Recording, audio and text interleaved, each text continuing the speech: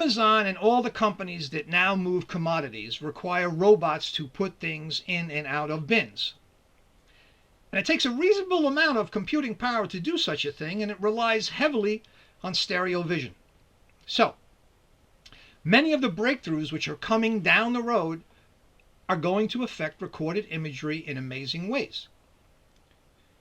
You know that junk drawer in your kitchen where there's everything from one shoelace, a Phillips head screwdriver, some thumbtacks, a half a pack of Rolaids, and a thing you really don't know what it is, but you feel like it belongs to something important? Well, in many ways, it takes a less complex computer algorithm to land a probe on Mars than to find the thumbtack in that cluttered drawer. Enter stereo vision. Many things coming up the road will affect this wonderful passion of ours, just as a byproduct of commerce. Now on to today's guests. We have images by Gordon Al and E.James Smith, which will be the last in the gallery series Winter. The next gallery is music. We've already gotten some wonderful submissions. You have a few days left, so look through your files. Then we'll have some beautiful work by someone I came across through the Stereoscopy magazine. He had come to one of our NYSA real meetings, but often at those meetings I was extremely busy with technical details and often really couldn't participate other than my opening spiel. But it's now, I just really can't believe how good this guy is. I hope you're not listening, because this is the hard part for you. He brings an interesting look to anaglyphs, and because his work is based on anaglyphs, we really don't have side-by-sides to show you. But it doesn't matter, because his magic is a mixture of being a gifted photographer and how he approaches the anaglyph process. I find his work extraordinarily interesting, and it's got a character all its own. I've never seen anaglyphs like this, by the way. I'm sure you'll enjoy him. Now, first up is Max Clark. He is Max Klaxon's Clark Kent. Now, if you don't know who Clark Kent is, you need to expand your intellect and buy some comic books. Max is a multimedia artist, musician, composer, and last but not least, a member of the NYSA. I'm certain you'll enjoy his explanation of what goes into his excellent work to create a character. So, put on your freedom filters. Though there are parts in 2D, you'll need them, and you may as well leave them on. And anyway, what's a little more freedom among friends? Attention citizens, this is Max Klaxon, Supreme Commander of Mental Security, coming to you live from Klaxon Labs with an urgent announcement. It has come to my attention that certain claims are being made about my recent Authoritarian Idol broadcast. As you know, it was transmitted worldwide from right here in my massive, brutalist-style concrete bunker. You may be presented with information suggesting that this bunker does not exist. Listen closely, comrades. That information is fake news. The Klaxon Labs bunker is real, and it is the global headquarters of the Klaxon Revolution. Any claims to the contrary are enemy mind control. And remember, the best antidote to enemy mind control is my better, stronger mind control. That is why, in my endless benevolence, I have decided it is time for a repeat broadcast of Authoritarian Idol. So prepare to put on your freedom filters and receive my signal. Go to www.klaxon.info for full details. This is Max Klaxon, signing off.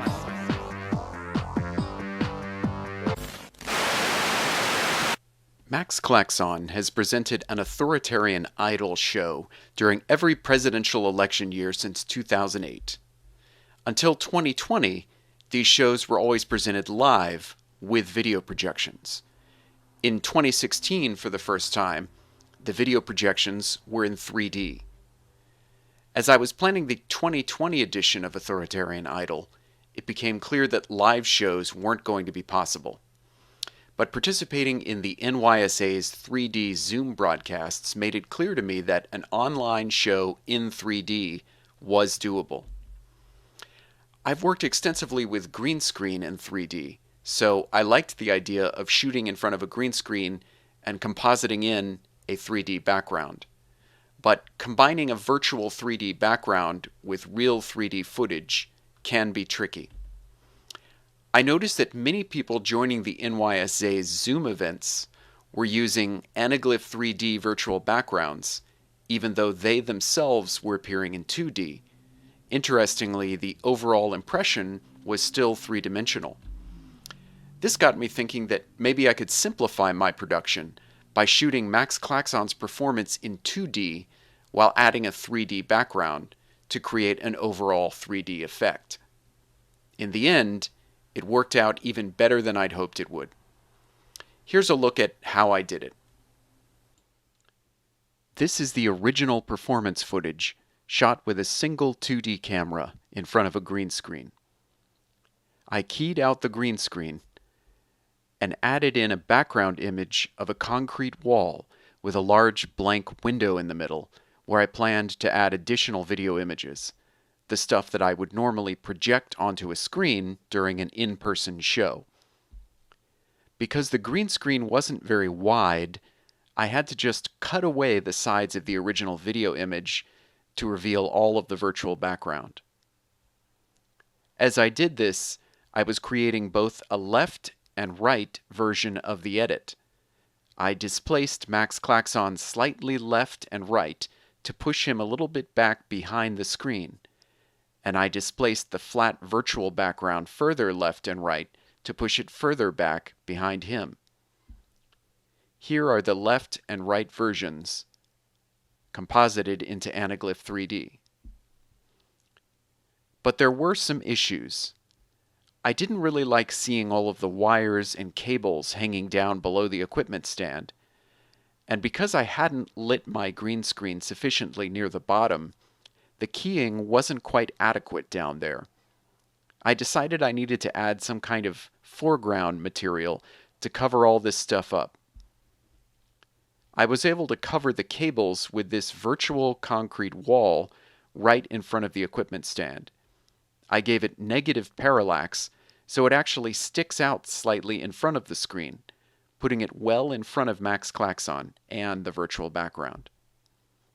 But there was still an issue with the keying at lower left, so I added side walls slightly behind the center wall. These are actually at screen depth. I was happy to see that the side walls not only covered up the keying problems, but by adding another level of depth to the image, they helped sell the 3D even more. The final step was to add my already prepared 3D video projections into that window that I'd left in the middle of the background. In the end, I had 4 depth layers, plus all of the different depth layers in the projections. Having multiple layers both in front of and behind the Max Klaxon performance footage helped make it less apparent that the performance footage was actually 2D. I think it worked nicely, and it validated, once again, my #1 rule of thumb for working with 3D imagery. Good enough is good enough. Or, put another way, if it works, it works. I hope you'll tune in to see the rebroadcast of Authoritarian Idol. Go to www.klaxon.info for details on how to watch. Thanks. This is really gorgeous. Could you tell us a little bit about how you did this? Because this is really just, I love it. Yeah, so this is this, if you could guess, it struck me as kind of a glass menagerie type of thing. I've enjoyed asking people what animals they spot in here, but this is mostly melted ice. I think it was maybe 4 or 5 days after a blizzard last month here in New York, and this was taken with my catadioptric rig. So it's a mirror rig, and it's pretty simple. It's just using my very old iPhone, and it's good for kind of this distance, like not exactly macro, or it's kind of right on the border of macro or not. But yeah, I liked how this turned out. Yeah, I know that was a great question. It's like a Rorschach test. You know, I see the bear up in the right hand corner over there. And there's so many wonderful things that are just, it's like a frozen cloud, you know. It really is amazing what nature can do. And that's really what it illustrates. It's this little frozen moment in nature. Man, great work. And that was with that little, with the mirror and the whole little, what'd you call it again? Because I can't even say, I can't pronounce names right. So. I call it catadioptric based on some of the historical articles I've read on it, but mirror stereo, although that can refer to, and catadioptric as well, just in general supposedly refers to any combination of lens and mirror systems. So even technically unless it's a mirrorless camera, then technically it's a catadioptric device. But anyway, sorry for cutting you off. How close did you get to this? This is I don't have that recorded, but I would guess I was probably so that'd be about 4 inches away, probably. That's great. Do you recall what time of day? Probably in the afternoon. Just using the natural light. Yeah. Great, thank you. And this was just a fun thing I helped build in our local park, little thing to leave for the kids.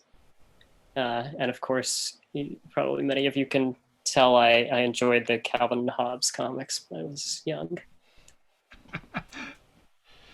Yeah, the invasion of the Snowmen. And this is another picture around a blizzard time. This is just a close up on ice that was on a window. So this is inside shooting through, and of course it's a little. There's not so much depth because this was just a thin layer of ice, and everything was kind of on the surface of the window. But in the Anaglyph, I think you get a little. You can see some of the details there, and I thought this looked a little cellular. Is that the same? This no, actually. So this one, I think. So the last one, by the way, was just like a sequential with the phone. This one, I used a DSLR macro camera, but sequentially. Sequentially, got it. Which like a cha-cha, whatever you call it. Yes, yeah. And now we're going to move on to Jamie, E.James Smith. Hello. A couple of great images he's took. As I said, he's a professional video editor, musician, and all-around nice guy. Treats animals nice. You're a wonderful guy. All right. A couple of weeks ago during the show, I wasn't here, and this is almost exactly where I was 2 weeks ago to this moment. I was with some cousins and some friends in New Hampshire, a little town called Wolfboro. And this is where we all have, our parents have summer cottages, and we all grew up pretty much around here. And this is where I was all last summer. Where I'm standing right now is usually where my cousin's boat is. And this is what you see behind me are islands. And we walked almost a mile across the frozen lake. And this is the best example that I have of that frozen lake. I have a few other shots, but they didn't really show you the 3D that much, so I didn't, include them. So yeah, this is myself. We weren't sure if we were going to make this trip because the weather was predicted to rain or snow, and we said, well, if it rains, I guess we can't go, and if it snows, it'll be really cool. It'll be like a snow globe, and that's what it was. We got over 3, I'd say close to 5 inches of snow. We headed across at 8:30 in the morning, got there by 9:30, carrying some sleds with supplies, including, of course, a little bit of beer, some Duraflame logs so we could get a fire going in the wet, and that's pretty much this scene. Those chairs are right on the ice. Shooting with the W3? Yes, these three that I have are all shot with the W3, but using a cyclopetal with a wide-angle lens. And this was taken by my friend Heather Murdoch of me. All right, now this one, another time I might put together a series of me taking a picture of this sort of crooked tree, bent down tree. This is the first time I've gotten it in the snow, but I go on a walk around this island every year with my camera and almost always just take another one of this. I've always liked the way it just bends over like this. And so that's what this one is. So you have seasonal shots of this? Yes, I've taken it in the spring, in the summer when it's hard even to see it because it's covered by, you can see around it, all those sticks are little brambles, little bushes. And so. Great, we'll do a comparison because, we have, I'm not going to give away our future gallery, but. Okay, sounds good to me. I want to give that stuff away. Might be, yeah, seasons or something. Yeah, it sounds great. Okay, and this is the last one. We met some friends up there in New Hampshire. They joining neighboring cottage, and they have a tradition every year of you get a lot of brush, a lot of branches fall down with the wind, and so we all collect them into little brush piles. Our pile is too close to our woodshed and to our tool shed, so we end up using a wood chipper to get rid of it. But this is the best way. They come out across the ice once a year and burn up their pile. And so it's hard. I didn't include one. I should have with some people in it so you could see the scale. But this is actually a pretty big fire. And they're just kind of burning up their limbs and old boards and things like that. And it was nice and warm. It was a snowstorm, and it turned out there were some kids running around. And so this was... the soundscapes you're doing, this would be... You could add a little crackling in here. I always love the way fire looks frozen. Well, it's very funny, John, you say that. I have other pictures of this, and I did record it. I brought the recorder up to record more sound effects, but just didn't get to it. But I actually did get a few minutes of this crackling fire, so I'll make that for a future show. Yeah, you have to. That's great. Absolutely. Good suggestion. Thanks. Thank you, everyone. This is a shot I took with my Android Galaxy 8, which I'm still, if you're not putting anything on Instagram, it takes a little thinking, but it works out. That's why the odd position, because you're holding the camera up and trying to get it onto Instagram and to have it viewed properly. This is kind of one of the techniques you use. That is the moon up there, and it's funny how the perception is, because it seems so much bigger when you're actually looking at it in person than what it looks like here, that little dot. But I did notice that if I kept color in the image, you really lost the moon. This is one of the things that annoys me most about smartphones with cameras. They're so damn good. Because being a film guy for many years, trying to get this shot in film would have been a challenge. I would have had to bracket it. I would have obviously bracketed it. I would have shot several images at different exposures to try to get it. This was just one shot moving left to right. It's also, the name for it, I was actually dealing with someone with a Les Paul, so I named this one How High the Moon. Now we're on to David Hazan. Now, let me explain a little about David. He was born in Istanbul, Turkey, moved to New York, been here since 1990, father of two, owner of a place called, and we'll put this link up, Picture House, the plus sign, the Small Dark Room in New York City. Before we go into his images, I just want to say this much. As we all know, small businesses are suffering terribly. And imagine a photo business, a guy who does film. Now, he doesn't do slides, so don't start sending him stereo reel stuff. But he does, and you're going to be experiencing in the next few moments, excellent anaglyph. Hello, everyone. This shot right here is from 2019, 4th of July. And I put it in because I feel like nowadays crowd pictures are kind of just to remind ourselves, basically, of what we used to do. And I tried to pick relatively happier pictures for this set. You could show us in the after party what you shoot with, but could you tell us what cameras you shoot with now?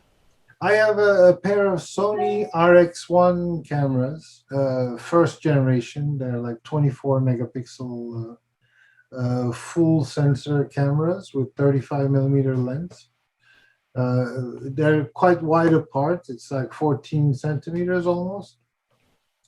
But I've kind of learned to find the sweet spots Sometimes it works, sometimes it doesn't, but I've learned to live with it. This is Women's March in 2017 on Fifth Avenue. And I notice you usually go to black and white. Well, why did you go to color in this? Is there a reason? Just, what's your reasoning behind it? I do prepare everything in black and white. Then if I know, for me, there needs to be a certain color palette to work in color anaglyph. Otherwise, I don't know. I'm not very pleased with the colors usually. And in this one, I think the color scheme worked. I muted them a little bit more to work. But even now, like when I'm viewing, there's a lot of ghosting. So it always happens on the color images for me. I know that some of you are experts in this and know how to handle colors. I've never gone that way. I'm quite happy with the black and whites. Yeah, listen, expert schmexpert. That's a great picture. Next. Yeah, thanks. This was just recently, one of those innovations for outdoor dining. There's weirder ones in New York. Those of you who live here probably have seen many different kinds, but yeah. Do you keep those cameras at, you said how far apart do you keep them? They're as close as possible, and it's about 14 centimeters. Okay, so I got you. So we have the bases connected, or do you on a bar, or how do you doing that? On a simple mount slide bar. I don't slide them really, but it's a slide bar. This is everyone knows what this is, I suppose. In the recent blizzard, this guy somehow manages to stay naked. Yeah, the old naked cowboy. If you come to New York, many things have changed in the city, but the naked cowboy is still in the saddle. Now, he actually got, on a side note, he was just arrested in Florida for being of all things, the naked cowboy. Oh, well. They can't take a joke down there. That's why you move to Florida, and you know what you end up? You end up living in Florida. Oh, I'm sorry, Jim McManus. Except Jim. He's happy down there, and it's a wonderful place, especially around his area. But in the end, you're living in Florida. I saw him in a video in D.C. on January 6th, actually. He was still... Yeah, it's a naked cowgirl, too, but that's another story. That's a great shot. What do people... you get great expressions out of people. What do you say to them before you take the shot? Well, like now that you're in this image, it's super rare that I actually ask people or alert them by taking COVID. I've kind of adopted the habit of asking people, because people with masks on seem to say yes a lot easier because their faces are not seen. So I have been asking, like we were in the store buying something, and I just asked the kid, and he goes, "Yeah," and that's it. But normally on the street, in fact, I make a huge effort not to be noticed, which is not very easy with those two cameras, and yeah. That was my next question about how obvious it becomes when you're because you're one of those invisible cameramen. I love you for that, because people, as soon as they see me pick the camera up, it's and most people are like that, but certain people have that something, that aura that you can get these shots, man. I couldn't get this. This guy would have thrown the pie at me. Well, he actually volunteered the pose. He didn't know it was 3D, but he was showing me the pie, and I think it worked out nicely. And I love this place, Joe's Pizza. I don't know if you guys go there, but on Carmine Street. Where is it? On Carmine. I mean, it used to be on Carmine. Now it's on Bleecker, but it's a landmark. No thrills, no frills. You just get a pie and get out of it. I always hear, and I never know if it's like a real one or not. Like the what was that? Ray's Pizza. You're everywhere. Yeah. You guys are making me hungry. Enough already. But what are you over the counter? Like, how did you sneak behind the counter, or is this counter like an L and you're over the counter? I'm literally reaching over the counter. I can't get too close really because of how separate my lenses are. So this was kind of, I mean, the pizza saves the day because it's within the window. But yeah.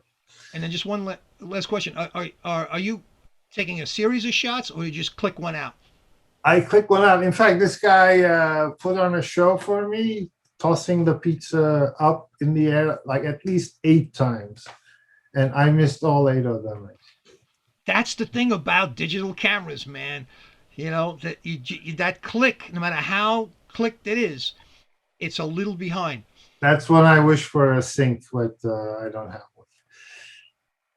So This would not be a good Jiffy Lube commercial, you think, right? yeah, yeah, in service. This is right after the first main BLM protest, where they walked down Broadway, and there were lots of broken windows and stuff.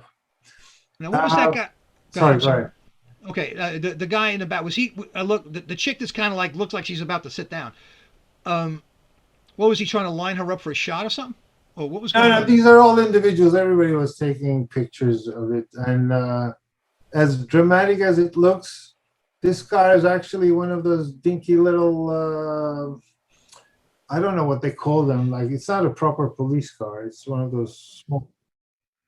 Yeah, yeah, exactly.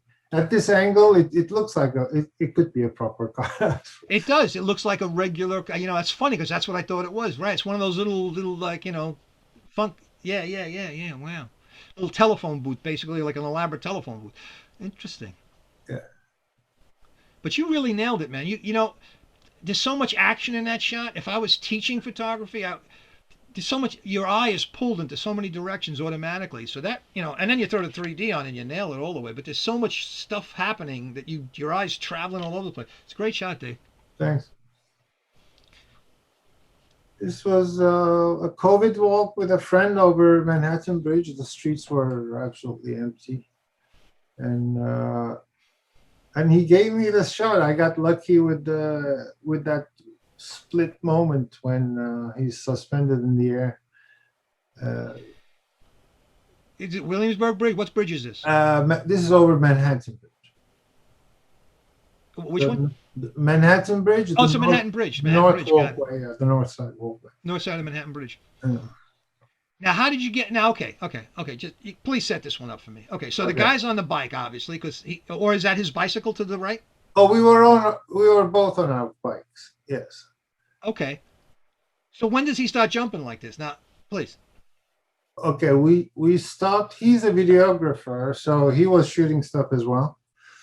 We kept stopping, and I mean, it's irresistible to take a perspective picture in this setting. So I was already taking a picture, and he all of a sudden he gives me this. So it worked out. Okay, so you knew him. At least that part gets right, because that seemed like a really unusual. But even that, I mean, that's a healthy videographer, man. He's staying in shape, this dude. Oh, he's a very Zen and Eastern culture, so he does yoga and stuff. So I suppose it shows. Yeah. A Steadicam guy or no? No. Okay. Steadicam guys are usually in pretty good shape.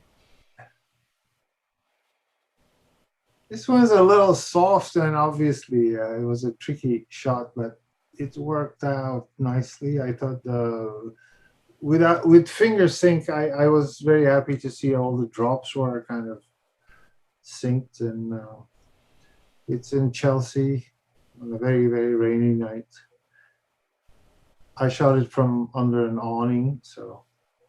Now, are you just wandering around trying to look for opportunities, or are you just rushing someplace and one showed up? No, I was walking to the train station actually, and it. You know how all of a sudden it feels like somebody's pouring a bucket. It starts like super fast. So this kind of rain started. I was hiding under the awning, and this was happening in front of me. No, you're a skilled photographer, man, because that is so much action there too. You know she's getting in. It's a great shot. All right, this one. Very quickly, it's these are Lubavitch sect of the Hasidic Jews who have their headquarters in Crown Heights. And once a year, they gather for a big class picture, so to speak, like 5,000, 6,000 rabbis from all over the world come to Brooklyn. And this is one of those days. I forget which year, but I saw it once 7, 8 years ago. And I make a point of going there every year now because it's quite a scene, and the fashion never changes. So it's hard to tell. You'd want to own the clothes store in that neighborhood. All you got to do is have the sizes. You have not a big selection. You know what? You know what the B&H? You've been to B&H Photo, right? Yeah. You know what the B&H stands for? Actually, I don't. Beards and hats. Beers and hats? No, beards and hats. Okay. Oh, beer. Oh, I see. Yeah, right. Boy, I tell you, that's a tough one. Ah, You have to explain it. It kills the whole thing. I can catch it on time. Beards and hats. Well, that's what No one. If you come to New York, you must go, and it won't look like this, but it's rather. I used to wear a Stetson, and the problem, and not that there's anything wrong with being considered Hasidic, or Orthodox. Nothing wrong with it at all. But but I'm not, and I got tired of it. So walking around with a Stetson in New York, although the guy in the left-hand corner's got a nice curve on that one. He's got the curve going. That's a hard curve to get. They are meant to be all original Borsalino hats from Borsalino, Italy, actually. Wow. This is a county fair in Southern California. Imagine seeing a naked cowboy at one of those on. Yeah. Just smack in the middle. I'm sorry, I'm distracting you. Let's continue with this. Now, where was this shot? This is a Orange County fair in maybe last year, 2019.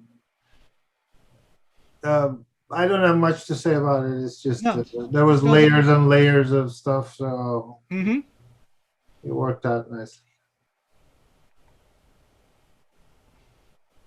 This is election night, Times Square, in November, and I went there hoping that I would see major events taking place, but I hung out in Times Square for about 4 or 5 hours and nothing happened really. So I shot some touristy shots. This was one of those. Now, did you pose these guys? Did you must have told these guys you're taking a shot. They were standing exactly the way they're standing. I just said, "May I take a picture?" And I've learned over the past year that policemen are not allowed to say no. So they go out, sure, and I'm sure they're used to it in Times Square. But they said sure, so I snapped. Do they ever ask you about your camera? Because it definitely looks weird. Oh, there's a lot of street conversations about the camera. I carry around a bunch of 3D glasses, and I've given them out to many people. Smart move. Yeah, you could run for mayor, man. This is in Crown Heights. It's a matzah bakery. 2 years ago, right before Passover, and we knocked on the door with a friend, and walked in. This man let us in, and I was taking pictures. But then the boss came in and was furious that we were in there, and he kicked us out. But how did you find this place? Well, going there for 7 years, I have become aware of some insider information. Let's say. Wow, inside information. Yeah. That's great. You got the matzah guys and the pizza guys, which is really kind of Italian pizza, right? It's the same thing. In a way, or not in a way at all. This is the 9/11 Memorial Museum. Memorial Park, I suppose. It's the building is the museum. And when did you take this? This was maybe 9/11 2020. Yeah, I go there every year. In fact, I was saying before the show started that there was one day I didn't have any cameras at all on me, and that was 9/11, the actual day. But Yeah, there are those moments that and that's why I guess the phone at the end of the day becomes the ubiquitous device at that point. but I've been going there on every September 11 every year, so this is one of those. Brooklyn Bridge. This was actually walking back from. There was an Occupy City Hall thing going on downtown Manhattan in City Hall, where there was like BLM and Antifa camp, kind of. This was walking back to Brooklyn from one of those nights. I didn't include any pictures from that thing, but that was quite a scene, I have to say. It's you got you stopped the action pretty good. It looks dark. Well, it is dark because there's lights on. This guy, I followed him all the way from the legs of the bridge almost, and I got ready. I held my breath, and because it was quite dark actually. Yeah, but it's funny because the wheels, you almost could see the spokes. At least maybe I can. I don't know. Maybe I'm imagining it, but it's great. Now I didn't ask you about now I got to know. Okay, go ahead, please. Okay. The man in the shot is a colleague of mine. He's an extremely talented hand retoucher, film retoucher. And he makes a point of getting really dressed up for on Halloweens. And this was his Tintin outfit. And my lab is right behind Chelsea Market. So inside Chelsea Market, there's a restaurant, and they had this motorcycle sitting in front of it, like mounted on the ground. And we hopped on it. I asked two people to hold the coat up, etc. So that's his shot. And then I had a shot from Sydney, Australia, with a fence. So I plopped him on top. That's the whole story. It's like no, it's great. It's great. It's a composite. I love it. But so the picture on the bottom, that looks like a brook. Oh no, okay. There's a God. Now I see the boat. So that's from Australia. You're saying Sydney, Australia? Yeah, Sydney, Australia. That's funny because it could other than the sailboats, it could be Brooklyn. Yeah, I mean, it was mostly for the fence. It didn't matter what was behind, but that's the only thing I had. No, the thing is great. Well, I'm just enjoying the shot. It's a wonderful. Yeah, I know the Chelsea Market down there. MLB and a bunch of other folks are in that building. I think Google's right across the street, right? That big building over there. Yes, Google has come, and Facebook is coming. Apparently, it's that's called the telco there's hotel. Definitely cheap commercial real estate right now. So that's called like a telco hotel. That building, I've been in it for data purposes. That's where all the internet connections are in the city. That's like the main hub. That big building. That's like major throughput in that building right across from Chelsea Market. Yeah. Actually, they bought the entire Chelsea Market as well. Yeah. Well, that was money in the change jar next to the bed that they bought that with. Yeah. It's incredible.